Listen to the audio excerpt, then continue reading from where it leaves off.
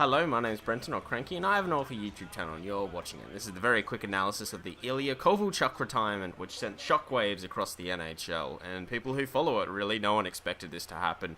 So I'm going to quickly analysis. The gameplay, as you can see, is a shootout with the Devils. As you guys know, with the rapid train analysis, I do the shootouts, and it's going to be a very similar thing. I got a little bit of extra time because I was retarded and couldn't put this guy away, and he ended up beating me, which is sad. But anyway, that's the way it goes. We've got to jump right into this thing. So pretty much to start off with, Ilya Kovalchuck says bye-bye to the Devils. Ilya goes, nah, had enough. See you later. He had 11 years, 77 million still to go. He's reportedly going to make about 20 million a year at the KHL, and he's from Russia, so I understand why he wants to go back, and I understand, like, that's a shitload of money. Like, that's unfathomable, $20 million a year. Like, if I made 20 mil in my lifetime, I'd probably be happy, so... so yeah, he's not going to be complaining. It's just a matter of what he's going to be able to do with that. But anyway, we'll see him at Olympics time, I assume. So he's going to get a good payday now. Obviously, with the new CBA, well, not obviously, with the new CBA, there was a penalty for teams if their player retired that was still under contract. Now, luckily for the Devils, it's a bit of a... In this case, it's lucky that he retired this year. If he retired in the other years, there was a spreadsheet that I came across. There was, like, years that that the cap would count to, like, about $6 million, $4 million a year for, say, 5 or 6 years. I think one was $3.8 million for 8 years. That's what it would have counted to their cap. So...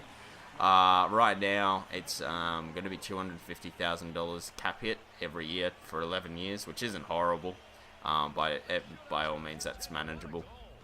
Now, as for the Devils, they're screwed in the now, and they're going to have to pull a rabbit out of the hat to replace Kovalchuck. The only problem is that they can't rebuild from the draft this year. They have to give up their draft pick from a penalty from the NHL from signing Ilya Kovalchuck to such a long deal. So even if they don't do well, they're still having dramas. The problem is that they don't have good contracts on the books. They have Klo on a horrible contract. By my mind, he is nowhere near worth $4.8 million a year. I actually thought it was 4 years at $4.8 million for the whole term, and thought, oh wow, they got that at a bit of a steal, and then found out, oh Jesus, they've done something horrible, and thought that was a good idea. But yeah, no, not the way to go in my mind. But anyway, what can you do?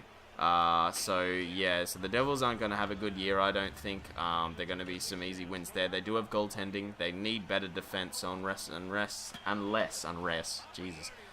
Lou can pull out a good trade. I don't see them doing very well this year. They obviously needed Covey. He had in 220 games, he had 206 points with the Devils. So quite a good point turnaround for him. He was nearly a point a game player. I know the first year or two he seemed lazy, but the last year or two he seemed like a good fit. But an absolute shocker. The Devils aren't going to have a fun time this year. Like I said, they have goaltending, but they're not going to have the goals. They're not going to have the scoring.